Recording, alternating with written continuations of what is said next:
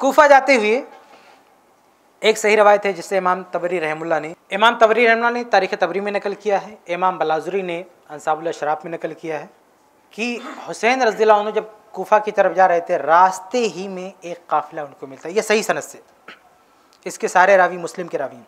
तो रास्ते में एक काफ़िला मिलता है और उनसे पूछते हैं कि कूफा का क्या हाल चाल है हुसैन रज़ियल्लाहु अन्हु। तो वो काफ़िला कहता है कि आप हुसैन हैं, कूफा जा रहे हैं, आप वहाँ मत जाएं, वो तो बहुत फितने वाली जगह है और वहाँ ऐसा ऐसा हंगामा हो गया है, वहाँ पे आप मत जाएं, वहाँ बहुत सख्त पहरा है और बहुत बड़ा फितना है। बहुत ज़्यादा डिटेल उसने दिया भी नहीं काफ़िले ने, लेकिन बस उसने ख़तरे की निशानदेही की कि वहाँ जाना ठीक नहीं है, वहाँ मत जाए। तो हुसैन रज़ियल्लाहु ताला अन्हु ने ये सुनते ही वहाँ से कूफा जाने का इरादा बदल दिया और कहाँ रुख कर लिया? दिमश्क की तरफ। यानी अभी आप कूफा जा रहे थे, आपने दिमश्क की तरफ कर लिया, यानी शाम जहाँ यजीद था, डायरेक्ट उसके पास, यजीद के पास जाने लगे। ये सही रवायत कहती है।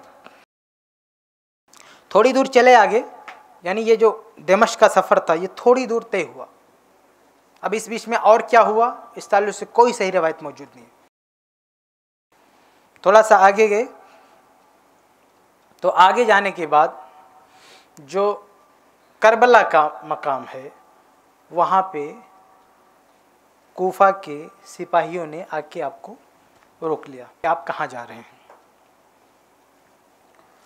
तो हुसैन रज़ियल्लाहु अन्हु ने कहा कि मैं तो कूफा जा रहा था, लेकिन अभी मेरा इरादा क्या है कि मैं यजीद के पास डायरेक्ट जाऊं। तो सिपाहियों ने कहा कि ठीक है, आप कहीं भी जाएं, कोई मसला नहीं, लेकिन मकामी जो हुकूमत है, मकामी जो गवर्नमेंट है, यहाँ के स्टेट का जो गवर्नर है, उससे परमिशन ले लें फिर आप जाएं। यानी उबैदुल्लाह इब्न ज़ियाद था का, वो अगर आपको कहता है जाओ, तो क्योंकि हम उसके आदमी हैं, तो वो आपको जाने जाता तो आप जाएं, कोई मसला नहीं। तो वहाँ पे हुसैन रज़ियल्लाहु ताला अन्हु ने कहा कि ठीक है, मेरा पैगाम पहुँचा दे कि मैं यजीद के पास जाना चाहता हूँ और तारीख़ तबरी की रवायत है कि मैं उसके हाथ में अपना हाथ रख दूँगा, यानी मैं यजीद की बैत करने जा रहा हूँ। ये 5वां मरहला है। रास्ते में जब पता चल गया कि वहाँ जाना ठीक नहीं है, तो फिर कहा कि मैं सीधा यजीद के पास जाता हूँ, यजीद से बैत कर लूँगा। वो सब जो कहानियाँ हैं कि यजीद की हुकूमत गिराने के लिए, मारने के लिए, ये सब बेकार की बात है। ये सही रवायत है कि मैं जाके बैत कर लेता हूँ, तारीख़ तबरी की रवायत है। तो उन्होंने कहा कि ठीक है, लेकिन इसके बाद क्या हुआ, यानी हुसैन रज़ियल्लाहु ने यह शर्त रखी कि मुझे वहाँ पे जाने दिया जाए और वहाँ पे मैं यजीद की बैत कर लूँगा। इन्होंने कहा ठीक है, इनको कोई एतराज़ भी नहीं था। इन लोगों ने इनका, यानी इनकी जो मांग थी, ये लेके इब्न ज़ियाद के पास गए। इब्न ज़ियाद के पास वहाँ गए और उसके बाद में रावी आगे की कोई तफसील बयान नहीं कर रहा, सिर्फ लड़ाई बयान कर रहा है कि उसके बाद लड़ाई छिड़ गई। देखिए, यहाँ पे जब आप वहाँ जाने लगे थे दिमश्क, तो उस वक्त न सिर्फ ये कि सिपाही और कूफी के बहुत सारे लोग वहाँ पे आके जमा हो गए थे, बहुत सारे लोग। फिर उसी बीच में जो है लड़ाई छिड़ गई और हुसैन रज़ियल्लाहु ताला अन्हु शहीद कर दिए गए। यानी हुसैन रज़ियल्लाहु ने कहा कि मैं यजीद के पास जाना चाहता हूँ, बैत करना चाहता हूँ, और उन लोगों को एतराज़ भी नहीं था जिन लोगों ने आपको रोका था। लेकिन फिर आगे हुआ क्या, इस बारे में सारी रवायतें खामोश, सही रवायतें, यानी कोई सही रिपोर्ट हमारे पास नहीं है सही सनद से कि हुआ क्या, क्यों शहीद कर दिया गया हुसैन रज़ियल्लाहु ताला अन्हु को। और जब हुसैन रज़ियल्लाहु इतनी अच्छी बात कर रहे थे कि मुझे यजीद के पास जाना है, तो फिर किसी को क्या आपसे इख्तलाफ हो सकता था? सिपाहियों को क्या मसला हो सकता था हुसैन से, या इब्न ज़ियाद को भी क्या मसला हो सकता था?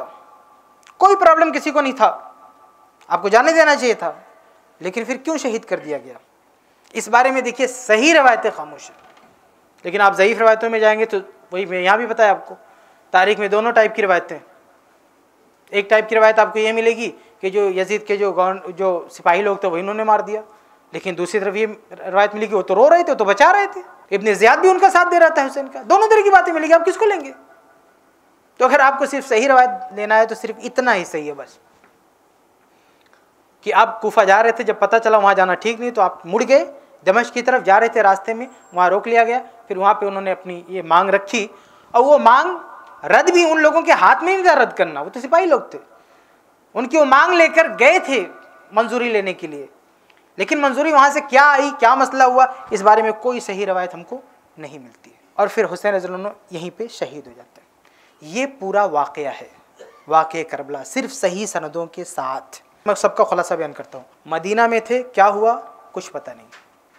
मक्का आए, वहाँ पे सिर्फ इतनी सही रवायत मिल रही है कि कूफा जाने का इरादा करते हैं, इब्ने अब्बास से मशवरा करते हैं, इब्ने अब्बास रोकते हैं, फिर वो कहते हैं मैं नहीं जाऊँगा तो यहाँ पे खून खराबा होगा, फिर इब्ने अब्बास कहते हैं ठीक है। उसके अलावा कुछ सही सनदों से साबित नहीं है। फिर आप कूफा की तरफ जा रहे होते हैं और रास्ते में एक काफिला मिलता है जो सही सनद साबित है। काफिले से पूछताछ करते हैं, पता चलता है कूफा जाना ठीक नहीं है, वहाँ से मुड़ के दिमश्क की तरफ रुख कर लेते हैं। दिमश्क जाते हैं, थोड़ा आगे बढ़ते हैं, उसके बाद आगे जाते जाते वहाँ पे करबला का मकाम आता है, वहाँ पे आप रुक जाते हैं, आपको रोक लिया जाता है और फिर वहाँ पे आप ये अपनी ख्वाहिश रखते हैं कि मुझे यजीद के पास जाए। देखिए तारीख़ी रवायतों में 3 बातें हैं, क्या कि मुझे या तो मदीना वापस जाने दो, जहाँ से आए वहाँ वापस जाने दो, या मुझे किसी सरहद पे भेज दो, या यजीद के पास जाने दो। ये 3 बातें सही सनद से नहीं है। सही सनद से सिर्फ एक बात है, क्या मुझे यजीद के पास जाने दो। ये जो तारीख़ तबरीज़ की रवायत है उसमें सिर्फ एक बात है, 3 नहीं है, सिर्फ एक, कि मुझे यजीद के पास जाने दो, मैं उसके हाथ में हाथ रखने के लिए तैयार हूँ, मैं बैत करने के लिए तैयार हूँ। ये उन्होंने अपनी मांग रख दी, लेकिन फिर आगे का मरहला क्या हुआ अल्लाह जाने, इस बारे में कोई सही रवायत मौजूद नहीं। बस इतनी सिर्फ बातें, यानी आप देखें कुल मिलाकर अगर देखें इस पूरे वाक़े में सही जो रवायत है वो सिर्फ़ और सिर्फ 2 है, एक मक्का वाली और एक ये कूफा और फिर दमश्क जाने वाली। बाकी कोई सारी रवायतें ज़ईफ़, एक रवायत भी सही नहीं है। ये सिर्फ 2 रवायत ऐसी है जिसको हम कह सकते हैं सही है। इसके अलावा एक और रवायत है कि हुसैन रज़ी अल्लाह ताला अन्हु को किसी ने तीर मारा। ये इमाम अबू ज़ुरा ने नकल किया है कि हुसैन रज़ी पर हमला कैसे हुआ था। तो हमला ये हुआ था कि हुसैन रज़ी अल्लाह ताला अन्हु को तीर चला के किसी ने मारा था, उनको तीर लगा था, यहाँ से शुरुआत हुई थी हमले की, फिर आगे क्या हुआ ये नहीं मालूम। अलबत्ता ये है कि शहादत के बाद, हुसैन रज़ी अल्लाह की शहादत के बाद उनका सर किसी ने काटा। अब उसका नाम भी तारीख़ हमें नहीं बताती है किसने सर काटा, और काट के फिर उबैदुल्लाह बिन ज़ियाद के पास उसको कुछ लोगों ने लाया भी। अच्छा, उबैदुल्लाह बिन ज़ियाद के पास लाया, उबैदुल्लाह ज़ियाद ने ऐसा कहा था, ये भी कहीं पे मौजूद नहीं है। सर काट के लाए, यानी जो कूफा का गवर्नर था उसके पास, लेकिन उसके पास सर काट कर लाने का ये मतलब नहीं कि उसने ऐसा कहा था। देखिए ज़ुबैर बिन अव्वाम जो 10 अशरे मुबश्शर सहाबा में से एक हैं, ज़ुबैर रज़ी अल्लाह तआला, जन्नत की बशारत, अल्लाह के नबी ने जिन 10 सहाबा को जन्नत की बशारत दी उनमें से एक है। उनका सर काट के अली रज़ी अल्लाह के पास लाया। अब ये तो नहीं कह सकता ना कि अली रज़ी अल्लाह ने कहा था कि जाओ सर काट के लाओ, नहीं। तो ये हुसैन रज़ी अल्लाह के शहादत के साथ हुआ कि उनको शहीद किया गया और उनका सर काट के वहाँ पे लाया गया। लेकिन वहाँ पे कोई ऐसी तारीख़ी रिवायत मौजूद नहीं है कि इब्ने ज़ियाद ने ऐसा कहा हो, या उसने खुश हुआ हो, या उसने कोई ऐसी बात कही हो। ऐसी कोई बात नहीं मिलती। हम ये नहीं कहते कि इब्ने ज़ियाद दूध का धुला था। कुछ लोग कहते हैं ना जब उसने ये गलती, अरे हज़ारों गलतियाँ क्या हो, लेकिन हम यहाँ इस टॉपिक पे बात कर रहे हैं, इस केस में उसका कितना रोल है, इस पर हम बात कर रहे हैं। यानी हुसैन रज़ी की शहादत में उसका क्या रोल है, अभी बात हो रही है ना इस केस की, इस केस में उसका कितना अमल दखल है वो बताओ। इस केस में उसका कितना रोल है, क्या किरदार है उसका। तो इस केस में इब्ने ज़ियाद का कोई किरदार सही सनद से साबित नहीं। अब एक आखिरी बात कि जब कोई किरदार इब्ने ज़ियाद का साबित नहीं, तो मसला असल में ये है कौन, यानी हुसैन रज़ी को शहीद करने वाले हैं कौन लोग। तारीखी सही रवायतें तो यहीं तक खामोश हो जाती हैं।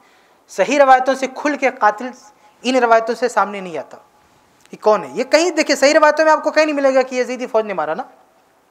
अब कातिल कौन है, अगर इसको आप एक दूसरी सही रवायत, नहीं वाक़े के बाद, ये सारी रवायतें तो वाक़े को रिपोर्ट करने वाली रवायतें थी ना। ये जो रवायतें अभी तक मैंने आपके सामने पढ़ी है वो रवायतें हैं जो ऐन वाक़े को रिपोर्ट कर रही हैं। लेकिन इसके बाद कातिल है कौन, तो इसके बाद यानी इस वाक़े के होने के बाद सहाबे करहम के जो कमेंट हैं उससे हम एक नतीजा ले सकते हैं कि कौन हो सकता है कातिल। देखिए सही बुखारी की रवायत है कि अब्दुल्ला इब्न उमर रज़ियल्लाहु ताला अन्हु से किसी ने इहराम में मक्खी मारने का मसला पूछा। उन्होंने कहा कि क्या तू इराक से है, उसने कहा हाँ। तो अब्दुल्ला इब्न उमर ने कहा इसको देखो, यह आया है मक्खी मारने का कफ़ारा पूछने, जबकि इन लोगों ने अल्लाह के नबी सल्लल्लाहु अलैहि वसल्लम के निवासी को कत्ल कर डाला, यानी हुसैन रज़ी को कत्ल कर डाला। तो ये इराकी लोग हैं, हुसैन रज़ी के कातिल है और यहाँ आए हैं कफ़ारा पूछने के लिए। तो अब्दुल्ला इब्न उमर रज़ी ने कातिल किसको कहा, यजीद को कहा, हुकूमत को कहा, इराक के लोगों से कहा। ऐसे ही उम्मे सलमा रज़ी का भी एक कमेंट है सही सनद से, उन्होंने भी कहा कि इराकियों पर अल्लाह की लानत, इन लोगों ने हुसैन रज़ी को कत्ल कर दिया। तो वाक़े के बाद जो कमेंट है सहाबे कराम के, उसको हम देखते हैं तो उस लोग सारा इल्ज़ाम इराकियों पे लगाते हैं, कूफियों पे लगाते हैं, हुकूमत पे नहीं लगाते। तो मेरे भाइयों ये मुख्तसर सा वाक़या था, और इस वाक़े में जो सही बातें थी वो मैंने आपके सामने रख दिया। सही रवायतों की रोशनी में पूरा वाक़या हमारे सामने रिकॉर्ड पूरे वाक़े का रिकॉर्ड नहीं है, और जो सही रिकॉर्ड हमारे सामने, उस रिकॉर्ड में यजीद या हुकूमत का कोई हाथ नहीं दिखता है। और जो सहाबे कराम के कमेंट है वो ये बताते हैं कि इसमें इराकियों का हाथ है, कूफियों का हाथ है, उन लोगों के ने ऐसा कुछ किया है।